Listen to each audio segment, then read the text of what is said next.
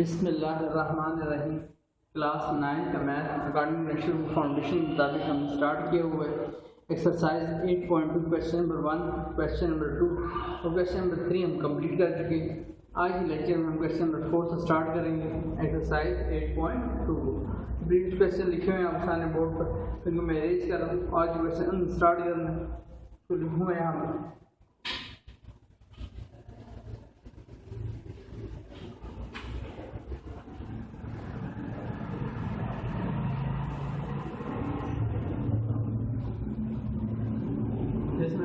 Question number आज हम complete कर चुके हैं। क्वेश्चन नंबर 3 हमने कंप्लीट कर लिया। क्वेश्चन नंबर 4 पर आते हैं। क्वेश्चन नंबर 4 में बेसिकली हमें कहा जा रहा है कि हमने सिमेट्रिक फॉर्म शो करनी है। सिमेट्रिक फॉर्म कैसे शो करनी है उसके लिए हमें उसने एक पॉइंट दिया हुआ है, ठीक है, और साथ में कुछ वैल्यू और गिवन है।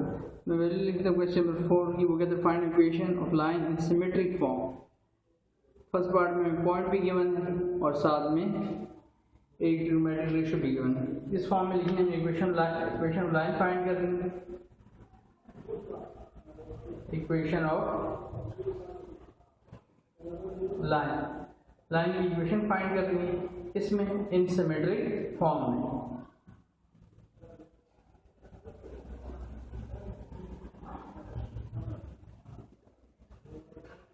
सिमेट्रिक फॉर्म में हमने इक्वेशन ऑफ लाइन फाइंड करनी है। अब गिवन पॉइंट क्या है वो लिख लेंगे।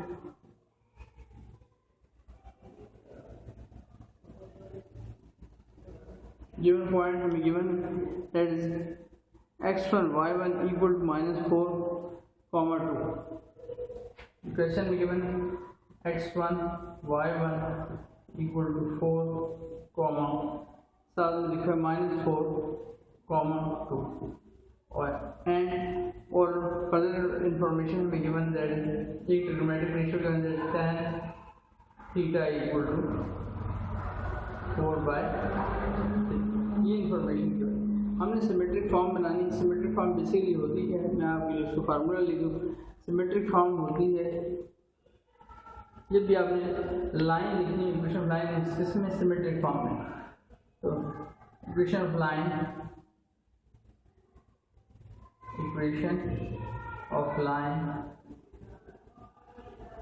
in symmetric form।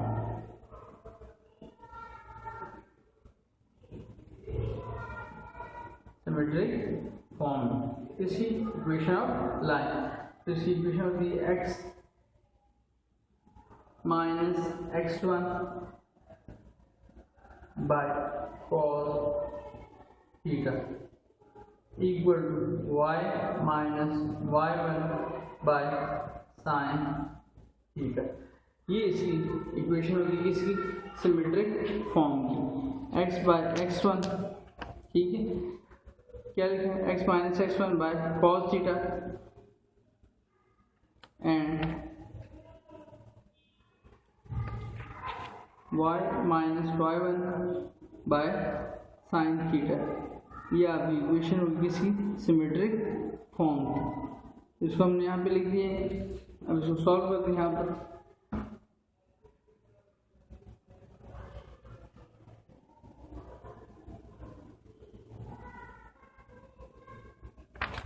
तो हमारे पास जो इन्फॉर्मेशन गिवन है, पॉइंट जो है हमारे पास x1 y1 की। x1 की वैल्यू इसके नीचे भी आप चाहें तो लिख सकते हैं। प्रीवियस लेक्चर में मैंने आपको लिखाया होगा इसके नीचे x1 एंड y1। दूसरी चीज जो हमें गिवन है वो tan थीटा। आप देख रहे हैं यहाँ पर हमारे पास क्या लिखा है? x बाय x1, ठीक है, cos theta and y by y1 sine theta, ये लिखा हुआ है। अब हमने यहाँ पर वो वाली वैल्यूज फाइंड करनी है जिसमें हमारी सिमेट्रिक फॉर्म कंप्लीट हो सके, यानी x minus x1 by cos theta हो जाए and y by y1 sine theta, और दरमियान इसका साइन है इक्वल टू का साइन। तो पहला काम पहले हमारे पास तो क्या गिवन है? हमारे पास देख सकते हैं आप tan थीटा गिवन है, tan थीटा। तो हमने tan फिर पढ़ा हुआ है, एक फ्रेज हमने याद किया, थ्रू प्रॉपर ब्रशेस। तो tan थीटा है, इसको बोलते हैं through proper perpendicular by brushes base, through for tan। तो 4 आपका परपेंडिकुलर है, ब्रशेस बेस आपका क्या दैट इज 3। 4 आपका क्या होगा? परपेंडिकुलर हो गया, 3 आपकी बेस होगी। अब हम क्या फाइंड करना है? हाइपोटेन्यूज फाइंड करना है, क्योंकि जिसकी जरूरत पड़ेगी साइन और कॉस की। तो बेस भी है आपके पास, परपेंडिकुलर भी है, और कौन से ट्रायंगल भी यूज होते हैं? Trigonometric ratio. ट्रिग्नोमेट्रिक रेशियो हमेशा राइट एंगल ट्रायंगल भी यूज होते हैं। तो अगर मैंने हाइपोटेन्यूज फाइंड करना है तो by Pythagoras theorem, by Pythagoras theorem. Pythagoras theorem क्या कहते हैं? हाइपोटेन्यूज का square equal to base square plus perpendicular square. ठीक, तो हाइपोटेन्यूज की यहाँ कोई वैल्यू नहीं, लेट्स से हम इसको थोड़ी देर के लिए ए कह देते हैं, या बेशक हाइपोटेन्यूज लिखा रहने से कोई इशू नहीं। ए कह दो, स्केयर डाल देते हैं यहाँ पर, बेस की वैल्यू क्या that is 3 and this is 4, square 3 का स्केयर हो जाएगा 9, 4 का स्केयर हो जाएगा 16, 16 प्लस 9 वैल्यू हो जाएगी 25। तो ए स्केयर इक्वल टू 25, बट हमें तो ए की वैल्यू चाहिए, तो इसमें रूट डाल देते, ए स्केयर इक्वल टू 25। तो ए का रूट क्या आ जाएगा? ए का रूट आएगा दैट इज 5, प्लस माइनस 5 भी लिखेंगे क्योंकि ये सारी लेंथ्स हैं and lengths can not be negative, सिर्फ किसमें वैल्यू आएगी? प्लस में वैल्यू आएगी।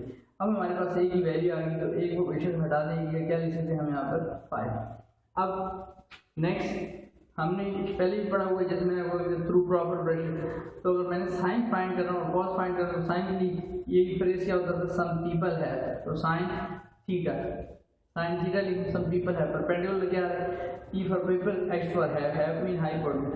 परपेंडिकुलर आपका क्या है? परपेंडिकुलर आपका आ रहा है, ये प्रीवियस क्वेश्चन इनके रिमेनिंग है, इनको आपने देखना होगा। यहाँ सर्कल मैंने इस वजह से किया है कि यहाँ पर लाइट पड़ रही है, पिछले कुछ स्टूडेंट ने कहा था सर्कल की वैल्यू नजर नहीं आ रही, तो मैंने उसको सर्कल किया वो साइड को, ताकि उस साइड में मैं लिखूँ ना, ठीक है। तो ये सिर्फ इस वजह से ये साइड सर्कल की हुई, ठीक, ताकि साइड पे मैं जाऊँ ना लिखते हुए, क्योंकि लाइट पड़ती है तो आप लोगों को नजर नहीं आता, ठीक है। Sine theta perpendicular upon hypotenuse, perpendicular की वैल्यू क्या है? 4/5।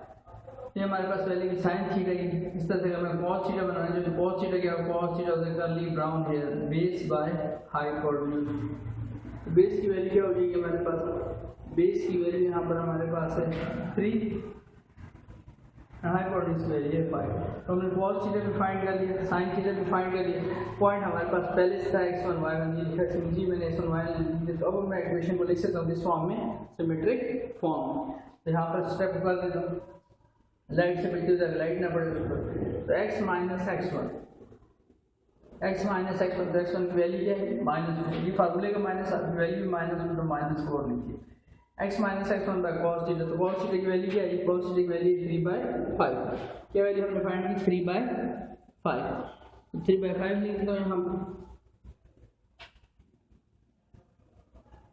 Equal to y minus y1, तो y1 की वैल्यू क्या है? y1 की वैल्यू लिखिए that is 2 by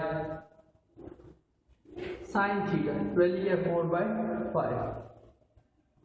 negative negative क्या हो जाएगा? पॉजिटिव हो जाएगा, x नेगेटिव नेगेटिव पॉजिटिव +4 हो जाएगा by 3/5 equal to y minus 2 divided by 4/5, 4/5। ये हमारे पास इक्वेशन क्वेश्चन नंबर 4 के फर्स्ट पार्ट की सिमेट्रिक फॉर्म आ गई। क्या गिवन था? हमें एक पॉइंट गिवन था और एक ट्रिग्नोमेट्रिक रेशियो। ट्रिग्नोमेट्रिक रेशियो ऐसी गिवन थी जिसमें, क्योंकि सिमेट्रिक फॉर्म की इक्वेशन मैंने पहले आपके लिख दी, इक्वेशन की equation of line in symmetric form. क्या फार्मूला होता है? x minus x1 by cos theta equal to y minus y1 by sine theta. अब यहाँ tan लिखा था, हमें साइन और कॉस चाहिए, तो tan होता है थ्रू प्रॉपर ब्रशेस, और tan साइन कॉस ये तीनों जो हैं, अब मुझे भी फाइंड करना, तो आपने राइट एंगल ट्राइंगल बनाया, तो मैंने एक राइट एंगल ट्राइंगल बना दिया। थ्रू tan हो गया, एंगल जस्ट हम जनरल एंगल नाम दी दैट इज थीटा, जो क्वेश्चन में थीटा गिवन था। ई फॉर परपेंडिकुलर, तो 4 परपेंडिकुलर हो गया। Through proper brushes, B for base, base ही आ गई थी। अब बेस और परपेंडिकुलर हमारे पास है, तो हम राइट एंगल ट्राइंगल का ला लगा सकते हैं, क्योंकि ट्रिग्नोमेट्रिक रेशियो मैंने आपको कहा कि आप हमेशा फाइंड होती है किससे? राइट एंगल ट्राइंगल से। तो हाइपोटेन्यूज फाइंड करने की तिरछी लाइन जो है, तो इसलिए हाइपोटेन्यूज का स्क्वायर इक्वल टू बेस के प्लस परपेंडिकुलर से कौन सा थ्योरम यूज किया? पाइथागोरस थ्योरम यूज किया हमने। तो हाइपोटेन्यूज की आप हाइपोटेन्यूज भी लिखा था लिख सकते हैं, मैंने थोड़ी देख लीजिए ये क्या लिख दिया था, ए लिख दिया था यहाँ पर। तो ए स्क्वायर इक्वल टू बेस की वैल्यू 3 का स्क्वायर, देन 4 का स्क्वायर, 3 का स्क्वायर 9 हो गया, 4 का 16, 16 प्लस 9 25 होगी value. And this is square. हमें जस्ट ए की वैल्यू चाहिए थी, इस पर रूट डाल दिया, स्क्वायर रूट कैंसिल हो गया, 25 का रूट 5 होता है। प्लस माइनस में क्यों लिखेंगे क्योंकि सारी लेंथ है and length can not be negative, just हम 5 लिखेंगे यहाँ पर, और ये मैंने हटा दिया। अब मेरे पास हाइपोटेन्यूज भी, तो हम फ्रेज को मजीद यूज करते हैं, some people have, some for sine हो जाएगा एंगल, यहाँ थीटा था, यहाँ पे भी हम थीटा ही लिखेंगे। People have perpendicular, P for perpendicular, H for have 4/5, cos theta, करली फॉर cos, बेस करली, brown for base, have for hypotenuse, तो b by h base by hypotenuse, तो 3/5। तो हमारे पास साइन थीटा भी आ गया, cos थीटा भी आ गया, पॉइंट पहले से ही गिवन था, तो ये फार्मूले में हमने वैल्यू डाल दी, x माइनस x1 की फार्मूले का माइनस और x1 की वैल्यू है वो देखिए -4 by cos theta 3/5 equal to y minus y1, तो y माइनस y1 की वैल्यू क्या है, that is 2 by sin theta, तो नेगेटिव पॉजिटिव हो गया, x plus 4 by 3/5 equal to y minus 2 by 4/5। ये हमारे पास क्या आ गई, सिमेट्रिक फॉर्म आ गई। दोबारा मैंने क्लियर कर दिया ताकि स्टूडेंट को डाउट वाज़ेह हो जाए उनको, ठीक। तो इस तरह से हमने इस पार्ट को कंप्लीट किया। पार्ट नंबर 2 पर आते हैं। इसी क्वेश्चन के पार्ट नंबर 2 में लिखा हुआ है हमारे पास x1 y1, ये पार्ट नंबर 1 था, मैं पार्ट नंबर 2 करने जा रहा हूँ। यही के साथ जो चेंजिंग होगी वही इसका आगे अंदर ही करता जाऊँगा। तो सबसे पहले मैं जो पॉइंट गिवन है x1 y1, उसकी वैल्यू मैं लिखता हूँ, तो x1 y1 और x1 y1 यहाँ पर वैल्यू चेंज करूँगा। यहाँ पर वैल्यू क्या आ रही है वो लिख लेता हूँ, 6, -6,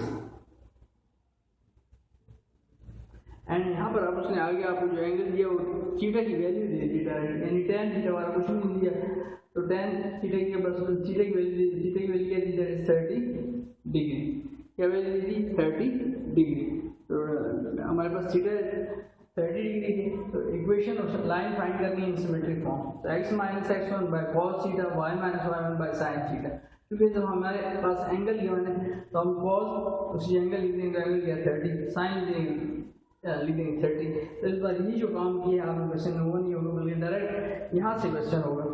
ये एरो कर रहा हूँ, यहाँ पर फार्मूला लिखा हमने, एंड देन हमारे पास पॉइंट भी गिवन है और एंगल भी उसने दिया हुआ है, तो sin cos tan की बात रही, ये राइट एंगल ट्रायंगल लगा के हाइपोटेन्यूज फाइंड कर देगी, फिर उसके बाद सिंपल है क्योंकि sin भी होगा cos भी होगा, जस्ट sin के साथ उसका एंगल लिखेंगे दैट इज थीटा हो गया 30, cos लिखेंगे उसके साथ उसका एंगल लिखेंगे दैट इज थीटा, और उसकी वैल्यू है दैट इज 30। तो अब इसमें वैल्यू डालनी है यहाँ पर, ये वाला हिस्सा हमारा सारा इस क्वेश्चन के लिए, सेकंड पार्ट के लिए जो है वो खत्म हो जाएगा, उसकी ज़रूरत हमें नहीं है इस पार्ट में। यहाँ जैसे इसको लिखूंगा, ये चीज़ें हटा रहा हूँ यहाँ से।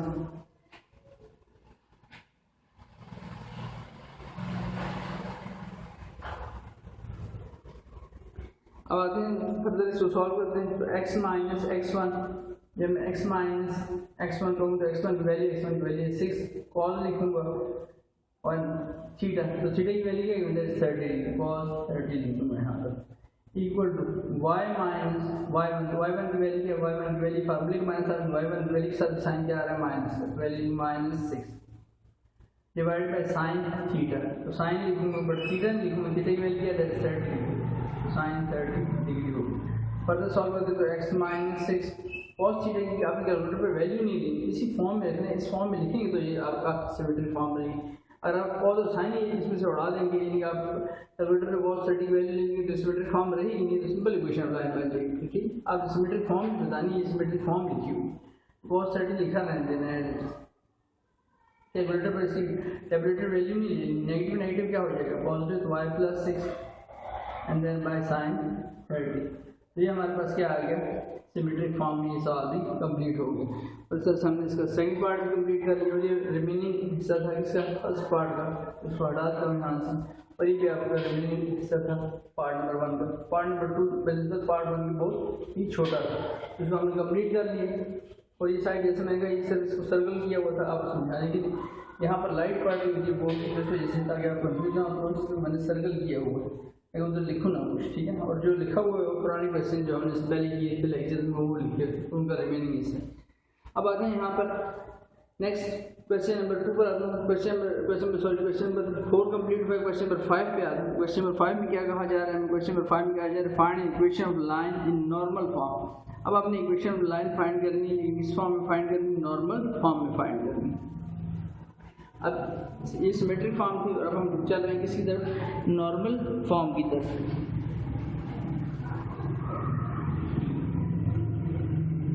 रेस कर देता हूँ सिमेट्रिक फॉर्म। उम्मीद है आपको अच्छी समझ आएगी। इससे पहले आपको 2 पॉइंट फॉर्म करा चुका हूँ, उससे पहले पॉइंट स्लोप फॉर्म करा चुका। अब कितनी फॉर्म हो गई? पॉइंट स्लोप फॉर्म नंबर 1, फिर 2 पॉइंट फॉर्म, फिर सिमेट्रिक फॉर्म, और अब उसके बाद करने जा रहे हैं नॉर्मल फॉर्म। इसको हटा देते हैं यहाँ से, ये हमारी सिमेट्रिक फॉर्म है। ये सनी मिटाऊंगा क्योंकि मैं उधर जाऊँ लिखते हुए और लाइट ना पड़े आपको क्वेश्चन करते हुए उसमें। ये हिस्सा हटाते हैं यहाँ पर। अब हमने equation find equation in symmetric form में, किसमें? Find equation of line in normal form. Question number भी चेंज करते हैं यहाँ पर। क्वेश्चन नंबर 5 है ये, उसका फर्स्ट पार्ट करेंगे। क्वेश्चन लिख लेते हैं equation of line in normal form. Normal form में हमने इसको सॉल्व करना है इक्वेशन ऑफ लाइन को। इस फर्स्ट पार्ट पर आते हैं। फर्स्ट पार्ट में हमें P given, P is your perpendicular, ये length from origin to perpendicular. P की वैल्यू गिवन है, पी की वैल्यू हमें गिवन दैट इज 5, साथ में आपको गिवन एंगल थीटा, और थीटा की वैल्यू गिवन है आपको दैट इज 120 डिग्री। अब जैसे इंफॉर्मेशन गिवन है और इसकी मदद से आपने क्या फाइंड करना है? इक्वेशन ऑफ फाइंड करनी है आपने किसकी? नॉर्मल। तो स्टार्ट करते हैं। सबसे पहले मैं आपको इक्वेशन ऑफ नॉर्मल लिखूँगा यहाँ पर। इन नॉर्मल की इक्वेशन होती है किस फॉर्म में? ठीक है, इक्वेशन ऑफ नॉर्मल। तो इसका फार्मूला सिंपल सा, equation of line in normal form. पहले मैं फार्मूला लिख देता हूँ। हर क्वेश्चन में मैंने बेसिकली यही लिखा, आपको पहले फार्मूला लिख दिया, उससे आपको क्वेश्चन का आइडिया हो जाए करना हमने क्या।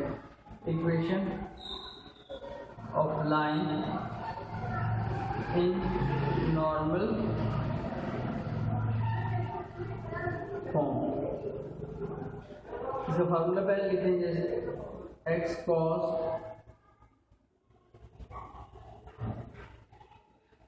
Cos theta plus y sine theta equal to p. X cos theta plus y sine theta equal to p. ये आपकी कौन सी फॉर्म आ गई? ये आपकी नॉर्मल फॉर्म आ गई। अब जैसे देखें यहाँ तक जैसा x1 y1 नहीं है, इसको मतलब इसमें आपके पॉइंट नहीं यूज होंगे इस क्वेश्चन में, इसमें इसी पॉइंट की जरूरत नहीं। जैसे पी चाहिए था, पी गिवन है, एंगल थीटा यहाँ यूज करना है, वो भी मिल जाएगा अभी। ठीक, यहाँ लिखेंगे x कॉस लिखूंगा। सोल्यूशन स्टार्ट करते हैं। सोल्यूशन में ज़्यादा जो ब्लू पेन से लिखता हूँ, जो फार्मूला लिख देता उससे स्टार्ट कर देता हूँ आपको। यहाँ लिखता हूँ एक्स एज रहेगा, कॉस लिखूंगा, एंड थीटा कितना गिवन था? 120 डिग्री, प्लस वाई लिखूंगा, देन साइन लिखूंगा, एंड साइन थीटा की वैल्यू क्या है? अगेन 120 डिग्री इक्वल टू क्या लिखा है? पी की वैल्यू क्या? पी की वैल्यू 5 है। अब इसमें इसी फॉर्म में नहीं छोड़ देना, ये normal form of its normal form यही लिखी हुई है, तो यही लिखी, लेकिन आपको जो आंसर बना हुआ है उसमें पूरी प्रॉपर लाइन की इक्वेशन लिखी गई, तो इसको फॉर्म में लिख लेंगे। इसका मतलब है हम ऐसे टेबलेटेड वैल्यू हम यूज़ करेंगे जिसकी जो वैल्यू आती है। तो सबसे पहले हम इसकी वैल्यू लिख लेते हैं, एक्स कॉस 120 याद रखते हैं equal to 1/2 plus y sine 120 equal to minus √3/2 and equal to क्या लिखा है? 5। तो x इंटू 1 x हो जाएगा, x/2 प्लस माइनस √3 होगा, और y बाहर लिखा जाएगा √3y divided by equal to 5। तो इसका एलसीएम क्या आ रहा है? इसका एलसीएम 2 आता है। यहाँ पर वैल्यू लिखी x माइनस √3 और √3 के बाहर क्या लिखा होगा? y equal to 5।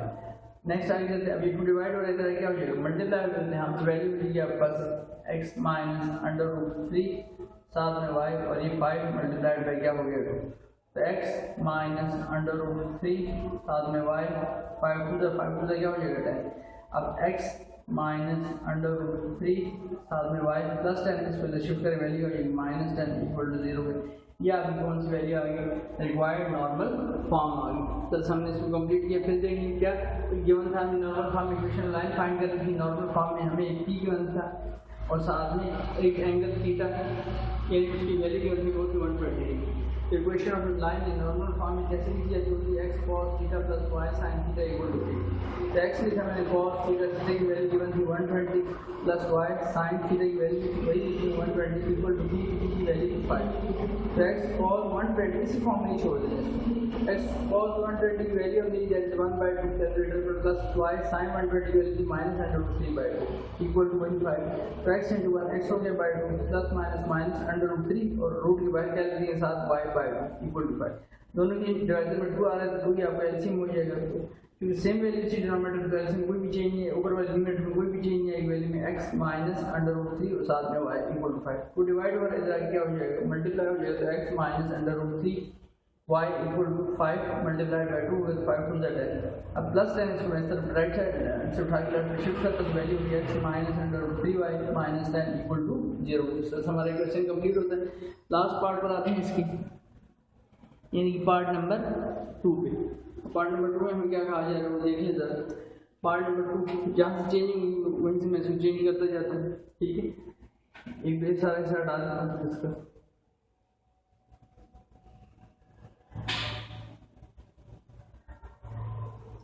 अब यहाँ हम क्वेश्चन लिख लेते हैं। क्वेश्चन हमारे पास क्या है,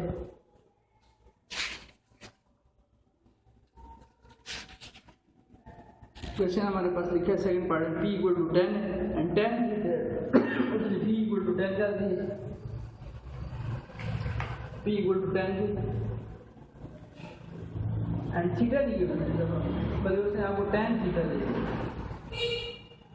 tan थीटा की सीक्वल दे दिया मान लीजिए। अब tan थीटा दे दिए तो फिर से वही बात होगी, यहाँ पर हम फिर क्या दे दीजिए, ट्रिग्नोमेट्रिक एंगल दे दीजिए बजाय थीटा की वैल्यू देने की। तो फिर हमें थीटा की वैल्यू चाहिए होती है, तो थीटा की वैल्यू अगर हमने यूज़ करनी है इस क्वेश्चन में, ठीक है, इस क्वेश्चन में हम थीटा की वैल्यू यूज़ करें तो उसके लिए हम क्या स्टेप करेंगे। सबसे पहला स्टेप हम कर सकते हैं, यहाँ पर ये वैल्यू हो जाएगी आपकी थीटा लिखा हुआ है, याद रखें। अगर मैं इसका सोल्यूशन एक तरीका तो ये है कि इसके नीचे क्या लिखूँ, तो किसी वैल्यू के नीचे कुछ नहीं आता तो थ्रू प्रॉपर ब्रशेस फिर से, ठीक है।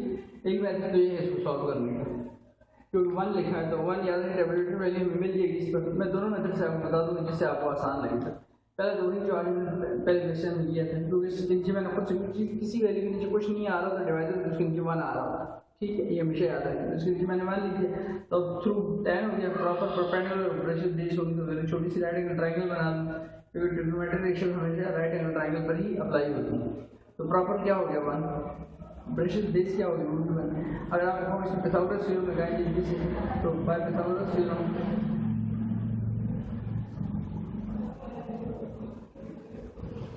पिथागोरस थ्योरम क्या कहते हैं, हाइपोटेन्यूज का स्क्वायर इक्वल टू बेस का स्क्वायर प्लस परपेंडिकुलर का स्क्वायर। यहाँ पर वैल्यू मिलेगी आपकी हाइपोटेन्यूज ही लिखा है बेशक, या ए लिख दें इसके मान लें, उसको कोई मसला नहीं, 1 का स्क्वायर हो जाएगा और 1 का स्क्वायर हो जाएगा। हमारे पास यहाँ पर जो वैल्यू आएगी हाइपोटेन्यूज की वैल्यू क्या, हाइपोटेन्यूज लिखूंगा यहाँ पर एंड उसका स्क्वायर 1 का स्क्वायर 1 का स्क्वायर 1 प्लस 1 2 हो जाएगा, और यहाँ पर हाइपोटेन्यूज का स्क्वायर लिखा हुआ है। हमें तो हाइपोटेन्यूज की वैल्यू चाहिए, स्क्वायर की जो रूट अप्लाई कर दूँ यहाँ पे भी, यहाँ पे स्क्वायर रूट कट जाएंगे, वैल्यू क्या आ गई हाइपोटेन्यूज की वैल्यू क्या आ गई हमारे पास, दैट इज √2। हाइपोटेन्यूज कौन साइड में दी जितनी सी लाइन है उसकी वैल्यू आ गई √2। अब मेरे पास ये tan थीटा था, अब अगर मैं sin थीटा फाइंड करना चाहूँ तो sin थीटा कैसे फाइंड कर सकता हूँ, सम पीपल है sin थीटा, सम पीपल है तो परपेंडिकुलर 1 है क्या √2, सम पीपल है हो जाएगा परपेंडिकुलर अपॉन हाइपोटेन्यूज, तो p/h हमारे पास वैल्यू क्या बनेगी, परपेंडिकुलर यहाँ लिख देता हूँ ताकि वैल्यू नहीं आया परपेंडिकुलर बाय हाइपोटेन्यूज, तो 1/√2 और cos थीटा की वैल्यू करली ब्राउन है बेस बाय हाइपोटेन्यूज, तो 1 बेस बाय हाइपोटेन्यूज वैल्यू यहाँ पे भी होगा 1/√2, क्योंकि बेस 1 है √2 जो है आपका हाइपोटेन्यूज 1/√2। अब इन दोनों वैल्यूज फाइंड कर लें। अब हम इस फार्मूले में वैल्यू डालते थे। अब इन सब दूसरा मेथड कौन सा, दूसरा भी बता, तीसरा से ज़्यादा आसान है। इक्वेशन नहीं चाहिए, इक्वेशन ये है कि एक्स लिखूंगा। अब cos थीटा की वैल्यू क्या है, cos थीटा की वैल्यू 1/√2, तो इसकी वैल्यू लिखूंगा इस इक्वेशन में प्लस वाई साइन थीटा नहीं लिखूँ क्योंकि sine theta complete value sign theta की वैल्यू 1/√2 इक्वल टू क्या लिख सकते हैं कि किसकी होता है दैट इज 10 x हो जाएगा by√2 y1 by√2 equal to 10। अब इसका एलसीएम क्या आएगा √10 इसका एलसीएम आएगा ऊपर वैल्यू अनचेंज रहेगी x plus y equal to √10 √2 divide हो जाएगा multiply with value x plus y 10 √2। अब इस वैल्यू को शिफ्ट करें तो value x plus y plus में वैल्यू इधर आएगी माइनस होगी -10 √2 इक्वल टू 0। आप बुक में करेक्शन कर लें वहाँ पर आपका √10 लिखा हुआ है जो कि गलत है √10 माइनस साइन के साथ। तो ये हमारी नॉर्मल की इक्वेशन आई है। एक मेथड तो ये थे इसको सॉल्व करने का कि आपने क्या किया 10 थीटा 1 था तो उसके नीचे 1 लिख दिया perpendicular through proper brushes perpendicular by base perpendicular base लिख दिया हाइपोटेन्यूस हमने पिथागोरस की मदद से फाइंड किया और दूसरा इससे भी ज़्यादा सिंपल अगर आप इससे नहीं करते ठीक है। ये मेथड भी आसान है। मैं जहाँ कोशिश होती है दूसरा मेथड आसान हो तो वो भी साथ आपको बता देता हूँ ठीक है ताकि आप चॉइस स्टूडेंट की जिससे करना जाए। अब अगर आप यहाँ लिखें यहाँ पर इस क्वेश्चन में पहले क्वेश्चन की बात कर रहे हैं इस क्वेश्चन की बात कर रहे हैं इसमें आप कर सकते हैं क्योंकि 1 लिखा हुआ था tan थीटा था tan थीटा किसकी होता 1 थी एम्प्लाइज दैट ट्रिग्नोमेट्रिक फंक्शन अपने एंगल को छोड़ के अगर दूसरी तरफ शिफ्ट होगा ठीक है तो याद रखिए जिसकी इक्वल हो जाता है वो इनवर्स हो जाता है। यहाँ थीटा रह जाएगा और यहाँ पर वैल्यू ये tan इनवर्स ऑफ 1 कैलकुलेटर पर tan इनवर्स ऑफ 1 ले तो याद रखिए ये वैल्यू होती है π/4 और π/4 को और मैं क्यों कैलकुलेटर आपको π/4 नहीं देगा बल्कि कैलकुलेटर आपको वैल्यू देगा 45।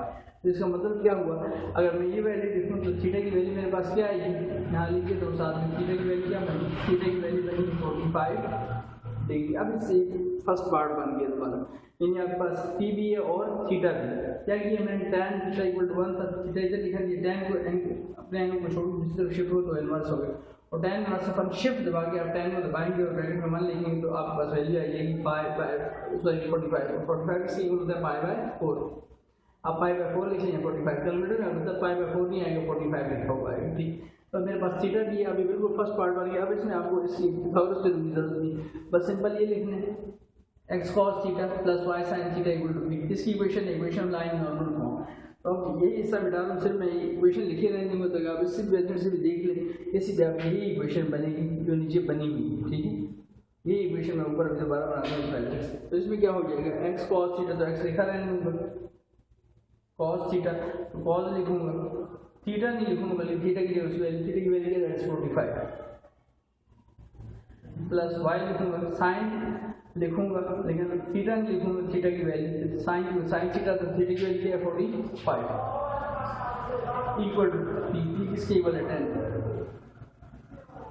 x cos 45 कैलकुलेटर का x cos 45 है तो ये वैल्यू होगी आपको 0.707070 इस तरह वैल्यू आती है और इसको आप लिखते हैं अगर आप फ्रैक्शन में लिखेंगे तो कैलकुलेटर आपको आंसर देगा 1/√2 और इसकी वैल्यू sin 45 ये वैल्यू होगी 1/√2 और इक्वल टू 10 0.770 को आप बटन प्रेस करेंगे ये बटन होता है एस डॉट तो फ्रैक्शन में कन्वर्ट कर देते हैं और पॉइंट को आप फ्रैक्शन में कन्वर्ट करके लिख सकते हैं। तो कन्वर्ट करके लिखेंगे तो याद रखिए वैल्यू 1/√2 और दूसरी सूरत में आपको वैल्यू दे रहा होगा वो इस तरह से 0.707 कुछ आगे समथिंग वैल्यू आती है ठीक है कैलकुलेटर पर लेकिन उसकी आपने लिखना है 1/√2। तो फिर से आप देखें यहाँ से बिल्कुल वही पुराना क्वेश्चन बनने जा रहा है x1 x हो जाएगा by√2 plus y1 y by√2 equal to 10 LCM क्या आ जाएगा √2 इसका एलसीएम आ जाएगा यहाँ पर वैल्यू ये x plus y equal to 10। अब ये √2 डिवाइड हो जाएगा मल्टीप्लाई यहाँ वैल्यू ये x plus y equal to 10 √2।